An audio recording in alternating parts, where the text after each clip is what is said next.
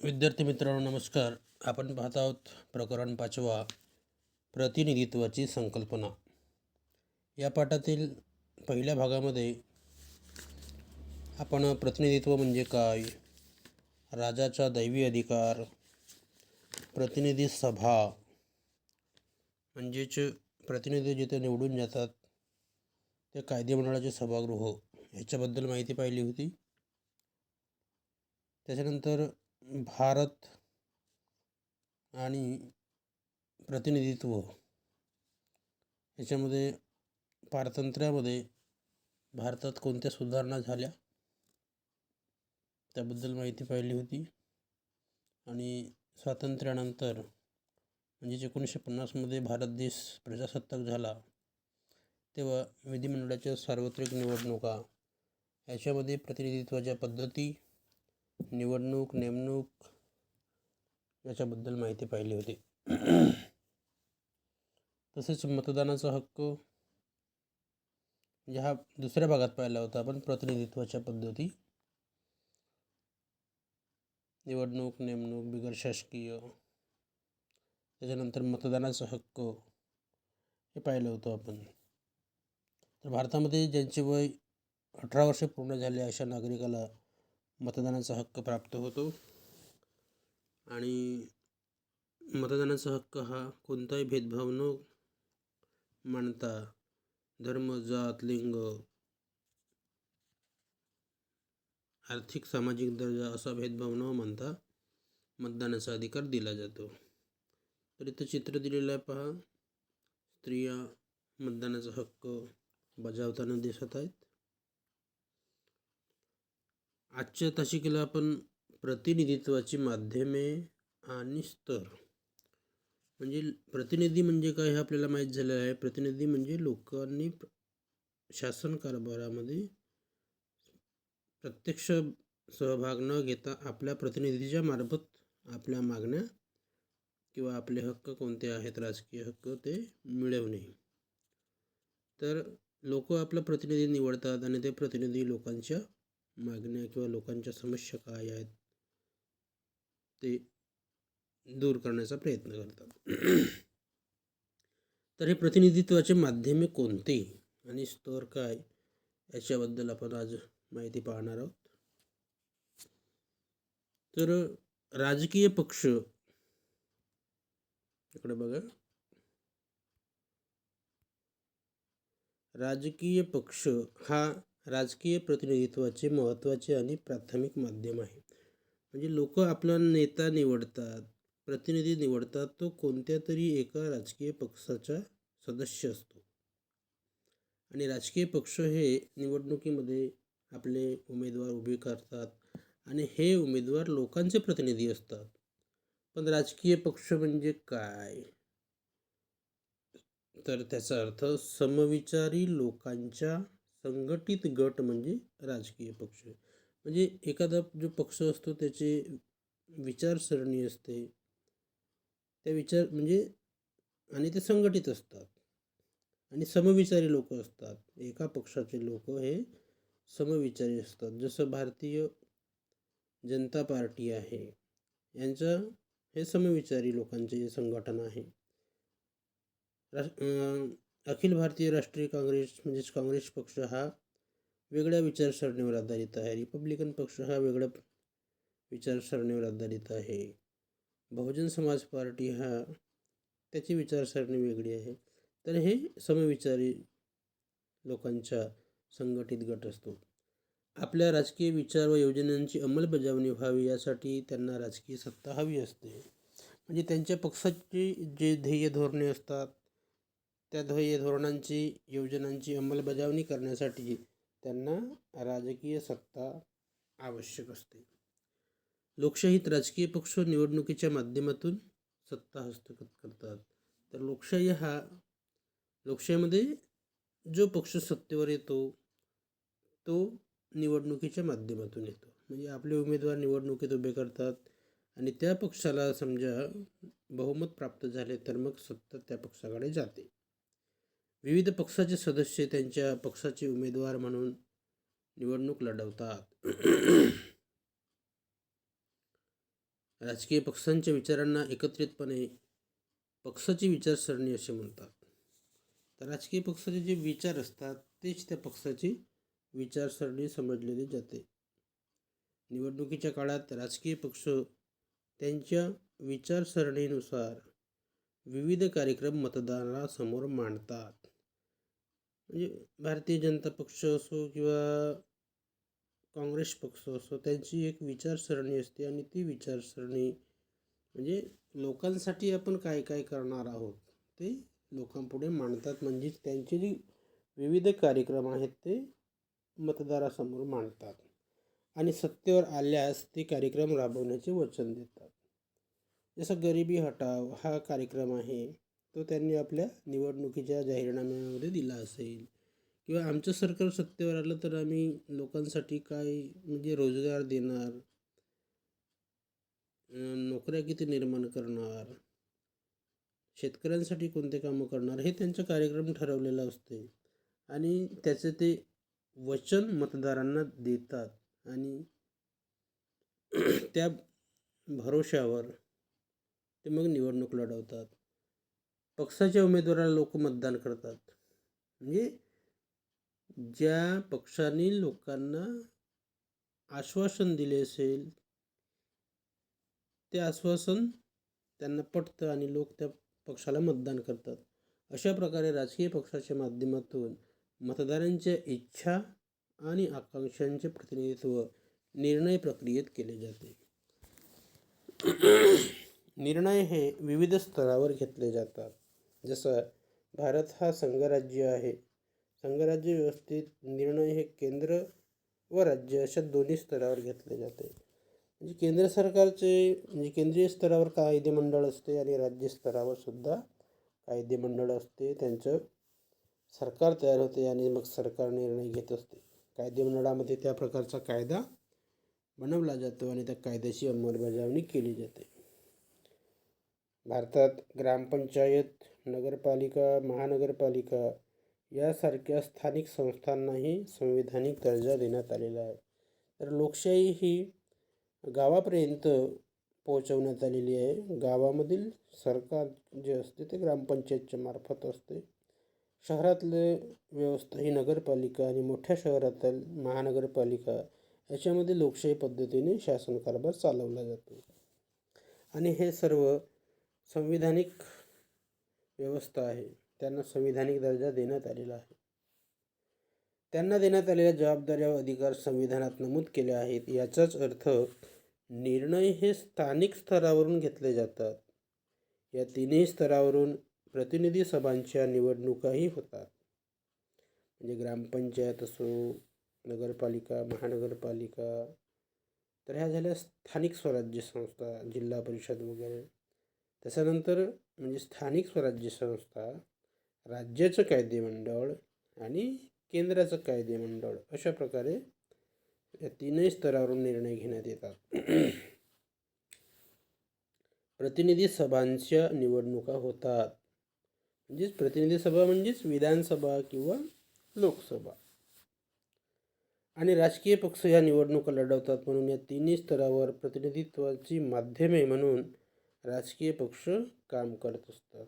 तर राजकीय पक्ष हे लोकांचे प्रतिनिधित्वाचे माध्यमे असतात. तर बघूया राजकीय पक्षाचे वर्गीकरण. राजकीय पक्ष म्हणजे किती प्रकारचे असतात ते बघूया.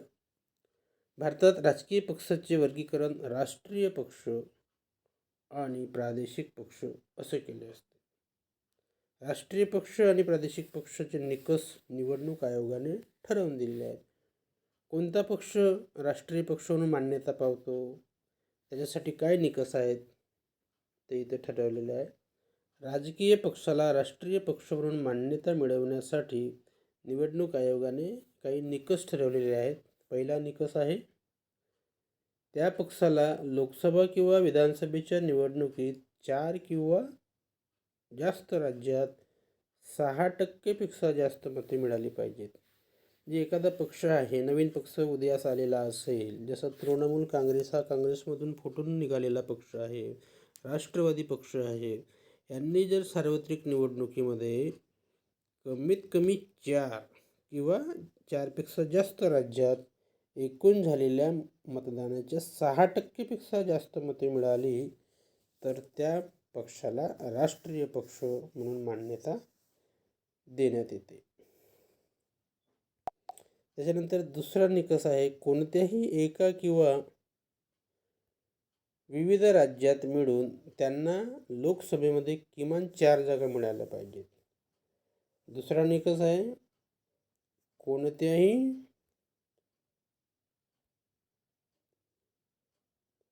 एका किंवा विविध राज्यात, म्हणजे जसं महाराष्ट्र किंवा दुसऱ्या कोणत्या राज्यात, त्यांना लोकसभेमध्ये किमान 4 जागा मिळाल्या पाहिजेत. म्हणजे समजा महाराष्ट्रातूनच 4 जागा मिळाल्या असतील तर तो राष्ट्रीय पक्ष असतो. एक जागा असे 4 राज्यामध्ये 4 जागा मिळालेल्या असतील लोकसभेच्या निवडणुकीमध्ये तरी त्याला राष्ट्रीय पक्ष म्हणून घोषित करता येते. लोकसभेत किमान 3 राज्यातून 2% जागा म्हणजे 543 पैकी किमान 11 जागा मिळाल्या पाहिजेत, किंवा म्हणजे 4 जागा मिळाल्या पाहिजेत किंवा किमान 3 राज्यातून 2% जागा म्हणजे 543 पैकी 11 जागा मिळाल्या पाहिजेत. तर अशा प्रकारे ते निकष आहे. त्याच्यानंतर भारतामध्ये कोणकोणते पक्षांना राष्ट्रीय पक्ष म्हणून मान्यता देण्यात आली आहे ते बघूया. चौकटीमध्ये आहे, निळ्या चौकटीमध्ये भारतातील राष्ट्रीय पक्ष. तर पहिला आहे भारतीय राष्ट्रीय काँग्रेस, दुसरा आहे भारतीय कम्युनिस्ट पक्ष, तिसरा पक्ष आहे भारतीय जनता पक्ष, 4 भारतीय कम्युनिस्ट पक्ष मार्क्सवादी, 5वा आहे बहुजन समाज पक्ष, 6वा आहे राष्ट्रवादी काँग्रेस पक्ष, 7वा आहे तृणमूल काँग्रेस. तर अशा प्रकारे सध्या स्थितीमध्ये 7 पक्ष हे भारतामध्ये राष्ट्रीय दर्जाचे पक्ष आहेत. तरी ते महाराष्ट्रातील 4 व इतर राज्यातील 6 प्रादेशिक पक्षांची नावे सांगा. महाराष्ट्रामध्ये काही प्रादेशिक पक्ष आहेत, म्हणजे राष्ट्रीय पक्ष वगळून दुसरे इतर पक्ष असतात ते प्रादेशिक पक्ष असतात. जसे महाराष्ट्रामध्ये शिवसेना आहे, रिपब्लिकन पक्ष आहे, शेतकरी कामगार पक्ष आहे, शेतकरी पक्ष आहे, तर असे अनेक पक्ष आहेत. तर ते शोधा आणि त्यांची नावे लिहा असा उपक्रम दिलेला आहे. राजकीय पक्षाचा उगम, हे राजकीय पक्ष कसे निर्माण झाले त्याच्याबद्दल बघूया. राजकीय पक्ष कसे अस्तित्वात आले हे जाणून घेणे कुतूहलाचे आहे. म्हणजे काँग्रेस पक्ष कसा अस्तित्वात आला, भारतीय जनता पक्ष कसा अस्तित्वात आला, जनता पक्ष कसा अस्तित्वात आला, त्याचा एक इतिहास असतो. तर या प्रतिनिधी सभेच्या स्थापनेनंतर राजकीय पक्ष उदयास आले. म्हणजे सुरुवातीला प्रतिनिधी सभा स्थापन करण्यात आली. या प्रतिनिधी सभांना समविचारी सदस्यांचे, या प्रतिनिधी सभेमध्ये समविचारी सदस्यांचे गट तयार झाले व ते एकत्र येऊन धोरणावर प्रभाव टाकू लागले. या गटांना राजकीय पक्ष म्हणतात. म्हणजे प्रतिनिधी सभा ज्या आहेत, कायदेमंडळाचे सभागृह, त्या सभेतील समविचारी सदस्यांचे गट तयार झाले. त्याच्यानंतर त्या गटांनी आपापले ध्येय धोरण ठरवले आणि मग प्रत्येकाचे, म्हणजे वेगळ्या गटाचं, एका गटाचं धोरण वेगळं असेल, दुसऱ्या गटाचं धोरण वेगळं, त्याचे रूपांतर मग पक्षामध्ये झाले. तर या गटांना राजकीय पक्ष असे म्हणतात. प्रतिनिधी सभांच्या हातात सत्ता आल्यानंतर ज्यांना त्या प्रतिनिधी सभेत बहुमत असेल तेच कार्यकारी प्रमुख होणार हे निश्चित झाले. म्हणजे जसं लोकसभा ही प्रतिनिधी सभा आहे, तर एखाद्या पक्षाच्या हातात, जसं काँग्रेस पक्षाच्या हातात बहुमत आलं असेल, प्रतिनिधी सभेमध्ये बहुमत आलं असेल तेच कार्यकारी प्रमुख होणार हे निश्चित झाले. यातूनच संघटित गटांची गरज जाणवली. म्हणजे संघटित गट, त्याची आवश्यकता निर्माण झाली. कारण संघटित गटामुळेच प्रतिनिधी सभेत मर्यादित काळासाठी बहुमत टिकवून ठेवणे व राज्याला स्थिरता देणे शक्य होते. म्हणजे बहुमत टिकवायचं असेल, राज्याला स्थिरता म्हणजे स्थैर्य द्यायचं असेल, तरच देशाचा विकास होऊ शकतो किंवा ते सरकार 5 वर्ष चालते. ही प्रक्रिया युनायटेड किंगडम आणि इतर अनेक देशामध्ये 18 शतकात घडली. जसा जसा मताधिकार लोकांना मिळाला तसे तसे राजकीय पक्षांनी आपले सदस्यत्व वाढवले व अधिक संघटनांना अधिक सुव्यवस्थित केले. भारतात ब्रिटिश सत्तेविरुद्ध लढत असताना राजकीय पक्षाचा उदय झाला. म्हणजे भारत पारतंत्र्यात असताना म्हणजे इंग्रज सरकारसोबत लढा सुरू असतानाच राजकीय पक्षाचा उदय झाल्याचं आपल्याला दिसून येते.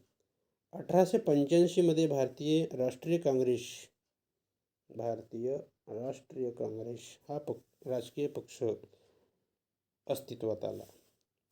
भारतीय राष्ट्रीय काँग्रेसची स्थापना 1885मध्ये झाली.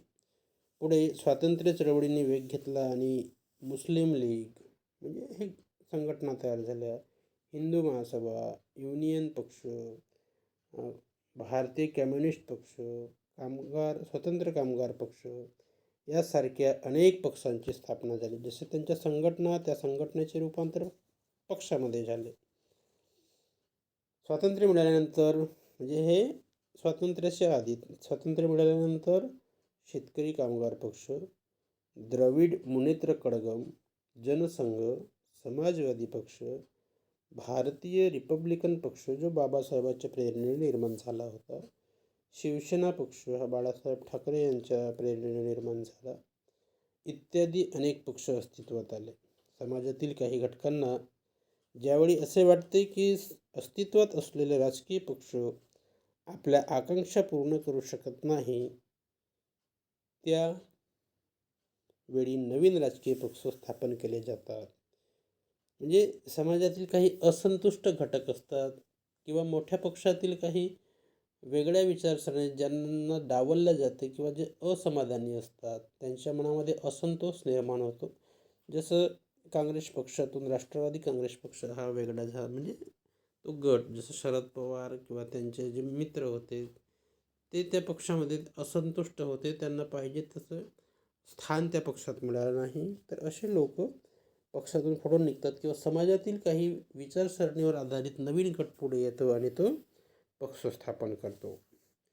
तर राजकीय पक्ष आपल्या आकांक्षा पूर्ण करू शकत नाही, त्यावेळी नवीन राजकीय पक्ष स्थापन केले जातात. म्हणजे समाजातील काही घटकांना असे वाटते की अस्तित्वात असलेले राजकीय पक्ष आपल्या आकांक्षा पूर्ण करू शकत नाही.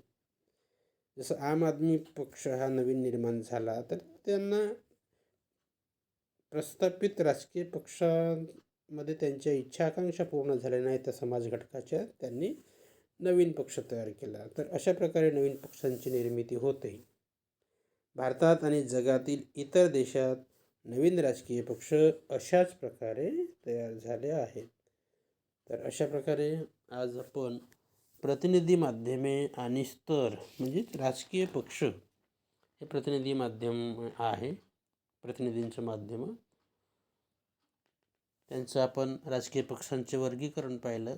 राष्ट्रीय पक्ष कोणते, राष्ट्रीय पक्ष निर्माण होण्याचे निकष काय आहेत आणि भारतातील प्रमुख राष्ट्रीय पक्ष कोणते, राष्ट्रीय पक्ष कसे निर्माण होतात, काँग्रेस पक्षाची निर्मिती कधी झाली, भारतामध्ये पारतंत्र्याच्या काळामध्ये कोणते पक्ष निर्माण झाले, पारतंत्र्याच्या म्हणजे स्वातंत्र्यानंतर कोणते पक्ष निर्माण झाले, इत्यादी विषय आपण माहिती पाहिलेली आहे. यानंतर पुढच्या तासिकेला बघूया हितसंबंधी गट आणि दबाव गट. तर विद्यार्थी मित्रांनो, आजचा तास हा इथेच संपतो. भेटूया पुढच्या पिरियडला. तोपर्यंत नमस्कार.